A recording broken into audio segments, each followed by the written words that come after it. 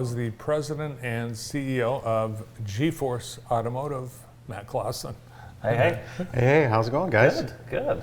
It's winter.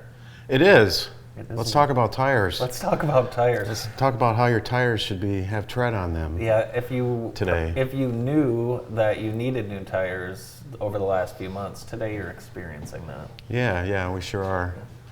Well, the roads were a little slick getting here, so it was it's fun to see Rick from Jimmy's Towing. Yeah. It's, I'm like, you're going to be busy today. Oh yeah. So certainly. Years ago, we had to put different tires on the car for winter, particularly where I grew up in Vermont.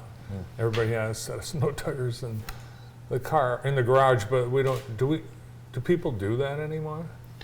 Snow tires are something that if you're in an area of Canada or Alaska or something like that, it might be a good idea. But the difference in the formulation of the tire and the way it's made, they're softer, so if you run them in the summer around here, they tend to wear out pretty quick.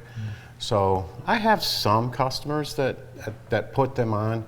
A lot of them are directional, which means they only go this way. So rotating your tires is a little different. Yeah, it's interesting. But they're softer and stuff, so running them throughout the year is not really a good idea. But as long as they got tread and they're specifically designed to give you extra grip in the snow and ice and so forth. So like that.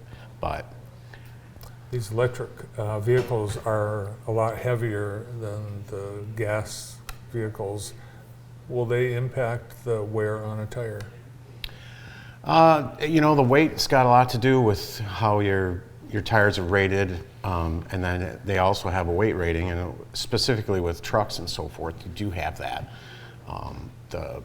The tires have to be heavier if you're towing, obviously, and they have a different load rating, I would imagine, if it's a heavier car, especially like Tesla or one of the other electric vehicles, I guess. Isn't it amazing how different the technology has changed since you've been in the business? We get these new cars and there's 500 sensors. When those Right. sensor lights come on, should you just ignore it and hope it goes away?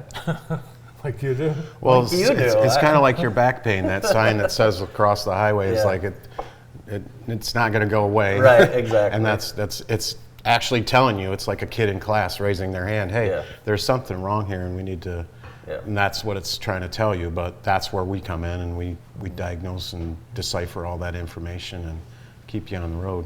Yeah, and you're so upfront with customers. People always have the questions of like, how much is it going to cost? Can I get the car today? You probably get that a lot. When's it going to be done? Right. Right. That transparency is so important in your industry. Well, and we try to communicate as well as we can with the customers. We've got texting now. We've come a long way with how we get a hold of the customer, and we've got so many different ways to get the job authorized. We can send you a text. You can authorize through text now.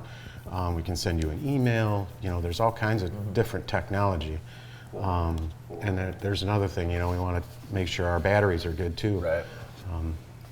Cold weather gets to not liking, batteries don't like the cold or the heat. If Excessive heat. if the vehicle's starting to, I'm noticing it's taking just a little half second or a few second longer to start. Is that about the time we should maybe think about getting something? Usually it's a good indicator Yeah. that you've got a problem starting, Yeah. possibly. But we had a customer yesterday. He says, I just had to have it towed. I was helping a friend Sure. move some equipment, and I went to start it, and there was nothing. So it was just like, it's one of those things where when it decides to not work, it will not work.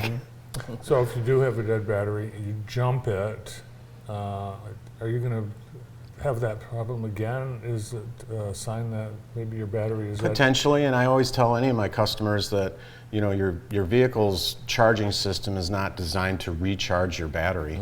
It's designed to maintain that 12 to 14 volts that we get. So once you jump it, there's a problem. If you've left the headlights on or something like that, and you run it down, that weakens the battery. So you want to get it back on a charger and see if and have it assessed. I mean, it's something that we simply can walk out in the parking lot with a handheld tool and tell you if Yeah. your battery is decent or not. Yeah. What's the worst vehicle out there? Like if you see like, oh, there's always something going on with these. Well, I've I've got some pretty specific reports that tell me that kind of information. Yeah. Not gonna single anything We don't out, want to name but names. You might have to check Matt's podcast for there's that information. there's a few full-size trucks that are made in this state that are high up on the list. I mean, and we work on a lot of things, so there's several different opportunities for us to get a different thing. And I printed out the report the other day. It was kind of interesting. I'm sure it'd be to see the most popular selling truck over the last so many years be a popular, and that happens. I mean, you sell that many Ford F-150s, we're going to be working on them for sure. There's going to be a lot on the road. Well, a lot of people, they put them through the mill. They're that's out for there, sure. they're work trucks. And, Yeah. How's the podcast going? Great.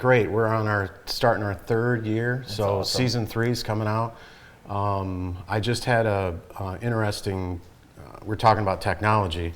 A couple months ago, I had the opportunity to interview Yagil Tazar from Tactile Mobility, and what their company's purpose in life is to put technology on your vehicle. And one of the things that they want to get added onto the vehicle is so when you're driving down the road and there's a certain pothole or there's a certain road issue, it will alert you of that, and it works with the existing sensors on the vehicle to help you stay safe, really. Well, that technology sounds much needed. And their company's based in Israel, so it was really the time difference. We had a couple of different times we tried to get together, and then finally we did. So that'll be interesting. I have to check that one out. And that's available great on idea. all major podcast platforms. Yeah, all platforms. And but if you need to, you can just go to Matt's website and find a link there at gforceautomotive.net. Will they tell you where the deer are? Where the deer are? Yeah, Well, that if might the be. deer's coming at you. Well, what they're trying to do is get it on your car and my car and everybody else's car, so that all that's uploading to the cloud. And I come around the corner and I hit this bump, it's going to tell you when you're coming this way, hey, there's a bump here. You might want to make sure that. I like it. It's that kind of stuff. All right, more to come. Check out the podcast and stop in at G-Force Automotive. Thanks to Matt Clausen. Good to see you, Matt. All right. Thanks, Good to Matt. see you guys. Thanks. The morning show continues after this.